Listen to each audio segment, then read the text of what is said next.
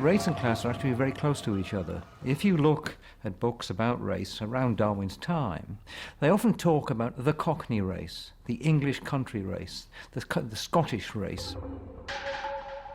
There were drawings of the head of a typical member of the Cockney race, and the word was used quite seriously. There were maps made of where the criminal races lived. These were the rookeries. This was the East End, the melting pot of all the horrors that were going to go out and infect the rest of the population. Race scientists and social reformers visited prisons to study the criminal races at first hand, and among them was Charles Darwin's cousin, Francis Galton. Galton was terrified by the fact that the underclass were reproducing faster than the middle classes. Darwinian law had, it seemed, been turned on its head. The least fit were surviving. Reversing this situation became his mission. Darwin had looked backwards, where had we come from? Galton turned the telescope around and looked forward. Where were we going? And he devoted much of the rest of his life to the idea of understanding Homo sapiens, us, as a species, and trying to direct where Homo sapiens was going to go in order to become more sapient, more wise in the future, more of a genius, and less of what he saw, more stupid, more ignorant, and more decayed. Galton designed a new science of human selective breeding. He dreamed of encouraging the middle classes to have more children and inhibiting breeding amongst the lower and criminal classes. And he named his new science Eugenics. In the last decades of the 19th century, it became widely respected, attracting an array of high-profile supporters. They included many of the great figures of the late 19th, early 20th century, people like George Bernard Shaw, H.G. Wells, Winston Churchill, all of them absolutely convinced eugenicists.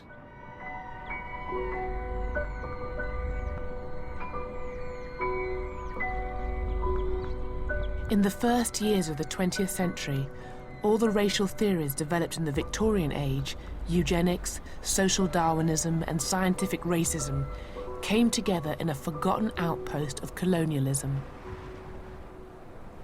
This is Namibia. But at the dawn of the 20th century, it was the German colony of southwest Africa and home to an ancient people called the Herero. In 1904, they rebelled against the brutality of German rule. What followed was to prefigure the worst crimes of the 20th century. The Germans committed innumerable massacres and atrocities, but they were unable to hunt down and destroy all the Herero people across such a vast landscape. And when the Nama, another of the Namibian peoples, rose up, the Germans turned instead to a recent invention, the concentration camp.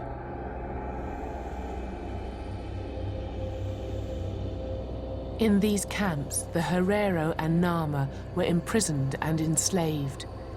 Thousands were worked to death, others raped, beaten, or simply murdered by the guards.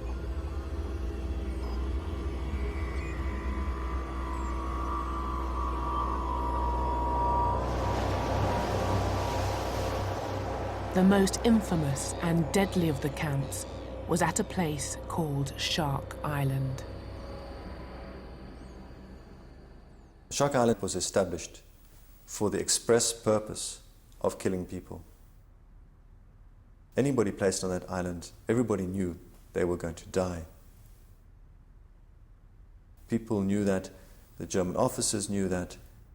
If I were to have to use the language of the Nazi period, then I would certainly see Shark Island as a death camp. The people were band together in Shark Island from all over Namibia. Hereros, Tamaras, Bushman, Nama. And they had cool-blooded murder there. My own family, my ancestors, they were also killed there.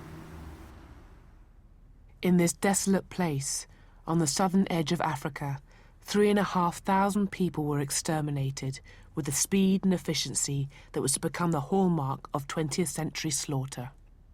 The genocides which took place in Namibia in 1904 to 1909 they are the precursor to what happens in the Nazi period.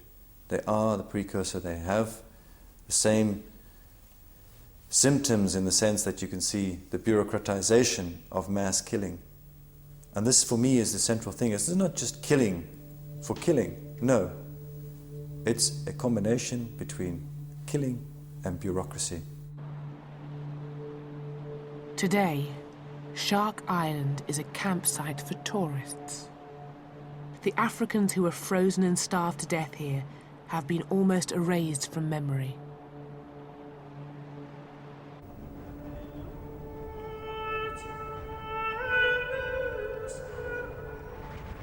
But a century after the Namibian genocide, the true horror of what happened on Shark Island is beginning to re-emerge.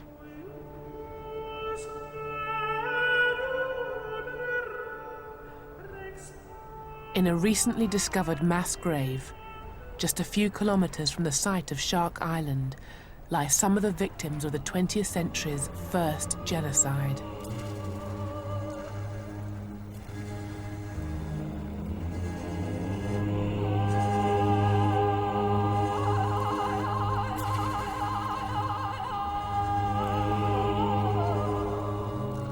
Other victims were denied even the meager dignity of a mass grave.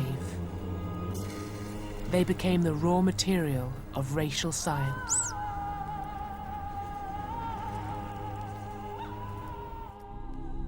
Their skulls and even severed heads were sold to museums in Europe and used to prove the inferiority of Africans. The trade in skulls was so accepted that it was even depicted on a postcard.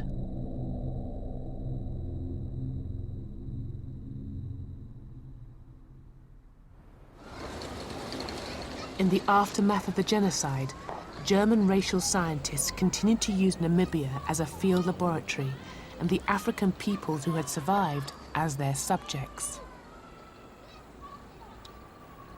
In 1908, a eugenicist called Eugen Fischer travelled to the small town of Rehoboth, home to a people of mixed Boer and African heritage who called themselves the Rehoboth Bastards. Fischer and his assistants spent months photographing, measuring, and examining the inhabitants of this town, people whose descendants still live here. The person at the bottom there is my grandfather, Malcolm McNabb, and above him is his brother, Charles McNabb. My grandfather used to talk a lot about what they did, measurements, the eyes, the nose, the lips, the ears, hair, etc. They was not aware of the nature of the experiment. Lying in the vaults of an archive in modern-day Namibia, Eugen Fischer's original files and photographs remain as he left them a century ago. They reveal his methods and also his aims. Here Eugen Fischer has lined the different pictures up next to each other to try to trace very specific facial features like the eyes or the noses. And the reason he's done this is to try to show how very specific African facial features like high cheekbones and the drawn-out eyes that represent the African genes are very prominent and become more prominent through the generations. Eugen Fischer came to Namibia to prove one basic point, and that was that racial mixing was always bad, and that the African gene is dominant over the white gene.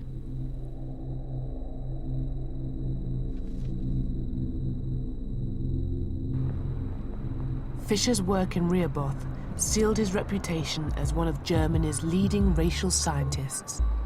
It also brought him recognition from a nation that was then experiencing the greatest influx of immigration the world had ever seen.